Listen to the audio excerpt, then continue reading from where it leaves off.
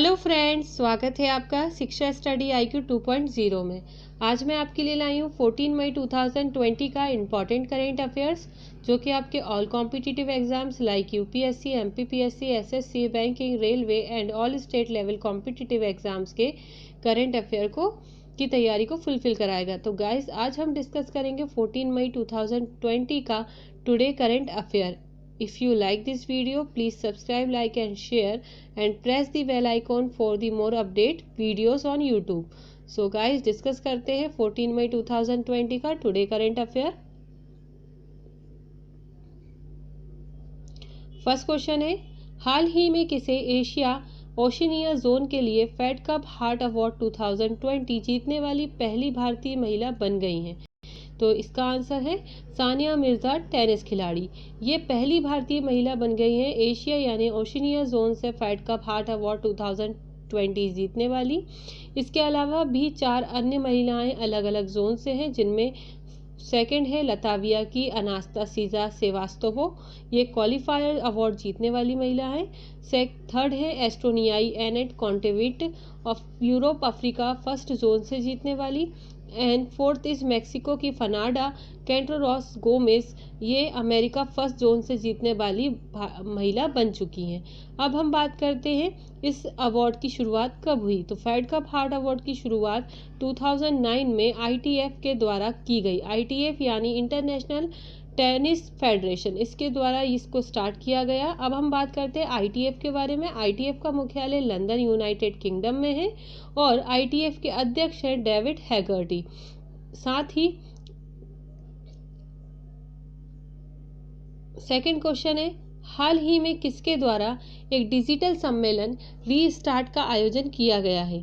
तो याद रखिएगा, ये प्रौद्योगिकी विकास बोर्ड, टेक्नोलॉजी डेवलपमेंट बोर्ड और भारतीय उद्योग परिसंघ यानी कॉन्फेडरेशन ऑफ इंडियन इंडस्ट्री द्वारा इस रीस्टार्ट का आयोजन यानी एक डिजिटल सम्मेलन का आयोजन किया गया। रीस्टार्ट यानी reboot the economy through science, technology and research translations है। इस रीस्टार्ट को नेशनल टेक्नोलॉजी डे यानी भारतीय प्रौद्योगिकी दिवस के दिन, राष्ट्रीय प्रौद्योगिकी दिवस के दिन इसे आयोजन किया गया। साथ ही इसको आयोजित करने वाले कौन थे? तो ये थे केंद्रीय विकास, विज्ञान एवं प्रौद्योगिकी, पृथ्वी विज्ञान और स्वास्थ्य एवं परिवार कल्याण मंत्री डॉक्टर हर्षवर्धन। इनके द्वारा रीस्टार्ट कार्यक्रम का आयोजन किया गया और ये भारतीय राष्ट्रीय प्रौद्योगिकी दिवस के अवसर पर किया गया है ऑन 11 मई 2020। थर्ड क्वेश्चन है गाइस, किसके द्वारा भारत बांग्लादेश वर्चुअल कॉन्फ्रेंस का आयोजन किया गया?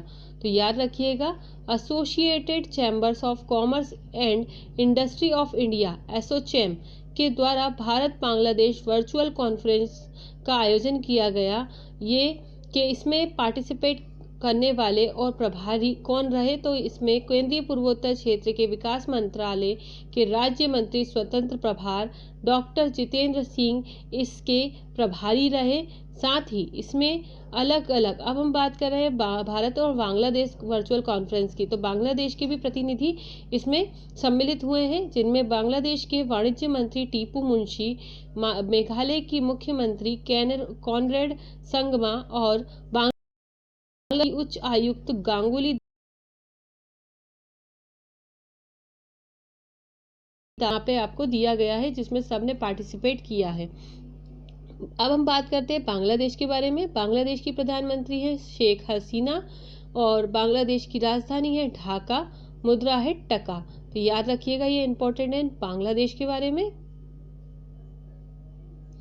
फोर्थ क्वेश्चन है, Deutsche Welle freedom of speech award 2020 किसे प्राप्त हुआ है? तो याद रखिएगा, Deutsche Welle freedom of speech award 2020 ये 14 देशों के 17 पत्रकारों को प्रदान किया गया है ये अवार्ड।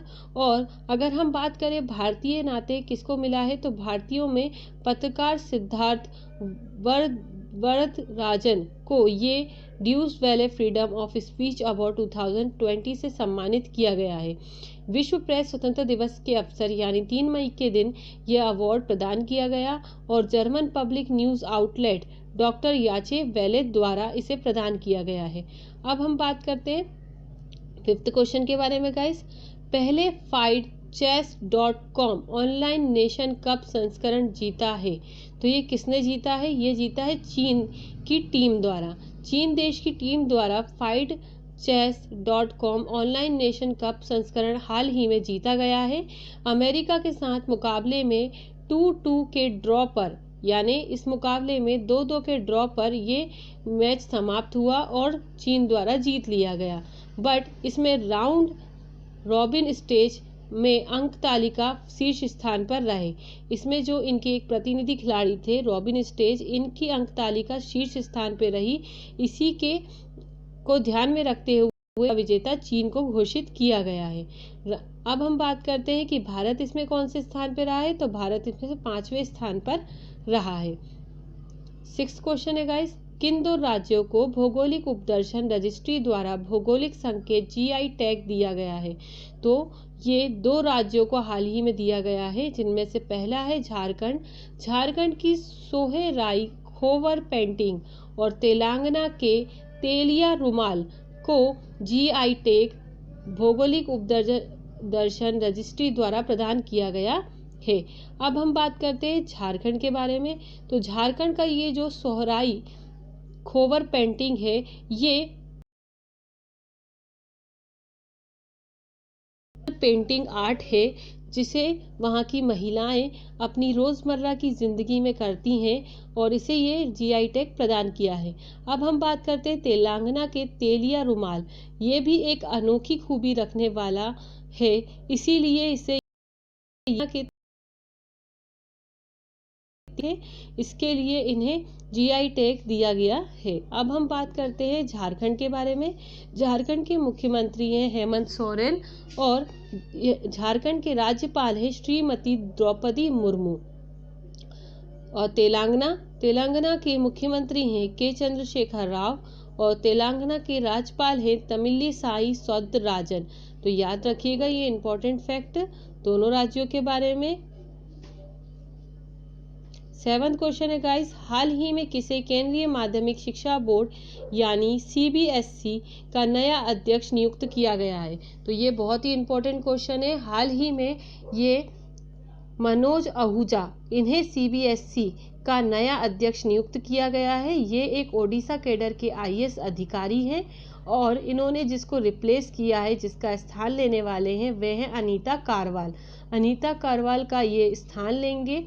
अब हम बात करते हैं इन्हीं के बारे में, मनोज आहूजा के बारे में।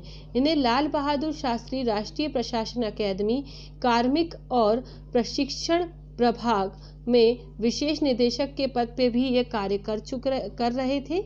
इसके बाद इन्होंने हाल ही में CBSE का अध्यक्छ नियुक्त किया गया है। अब हम बात करते हैं CBSE के बारे में। CBSE का मुख्यालय है नई दिल्ली में। CBSE की स्थापना 3 नवंबर 1962। मैंने सभी चीजें आपको क्लियर कर दी हैं गाइस। 8th क्वेश्चन है, FIFA अंडर-17 महिला विश्व कप 2020 कब के लिए स्थगित कर दिया गया है? तो ये FIFA अंडर-17 महिला विश्व कप 2020 हाल ही में 17 फरवरी से 7 मार्च 2021 के लिए ये स्थगित कर दिया है। अब इसका आयोजन 17 फरवरी 7 मार्च 2021 को होने वाला है। और ये अब हम बात करते हैं FIFA अंडर-17 महिला विश्व कप ये आयोजित कौन कर रहा है? तो ये भारत देश ही इस बार इसका आयोजन करता देश था। अब हम बात करते हैं फीफा फेडरेशन के कोविड-19 वर्किंग ग्रुप द्वारा ये डिसीजन लिया गया कि इसे कोविड-19 की स्थिति देखते हुए आगे के लिए पोस्टपोन करते हुए 2021 में स्थगित कर दिया है। भारत इसमें आयोजित करता देश है और इसका उद्घाटन सत्र के लिए गुवाहाटी को चुना गया है, जिसमें 5 स्थानों पे ये मैच खेले जा सकते हैं: अहमदाबाद, भुवनेश्वर, गुवाहाटी, कोलकाता और नवी मुंबई। इसके अलावा इसका समापन स्थल होगा मुंबई। अब हम बात करते हैं फीफा के बारे में। फीफा के अध्यक्ष गियानी इन्फैंटिनो और इसका स्थापना कब हुई थी? तो इसकी स्थापना 21 मई 1904 में। ये कुछ मुख्यालय ज्यूरिख स्विट्जरलैंड में है, ये आपको पहले से ही पता है। तो गाइस ये बहुत ही इंपॉर्टेंट फैक्ट मैंने आपको सभी क्लियर कर दिए हैं।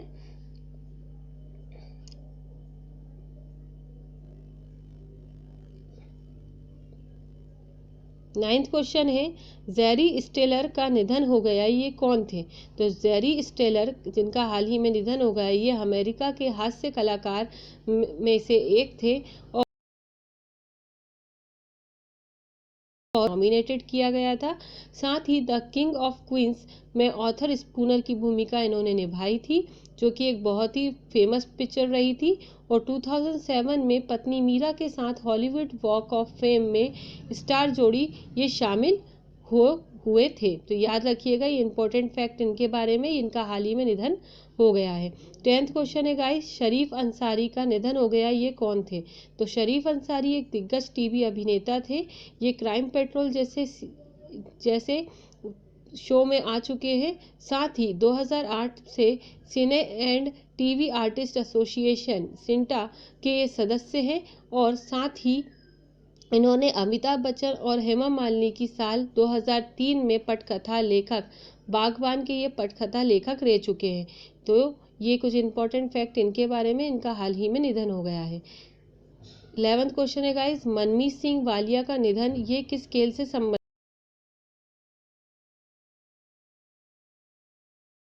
पिक्चर से क्लियर हो रहा है, ये भारत के पूर्व राष्ट्रीय टेबल टेनिस चैंपियन रह चुके हैं, यानी ये टेबल टेनिस खेल से संबंधित है।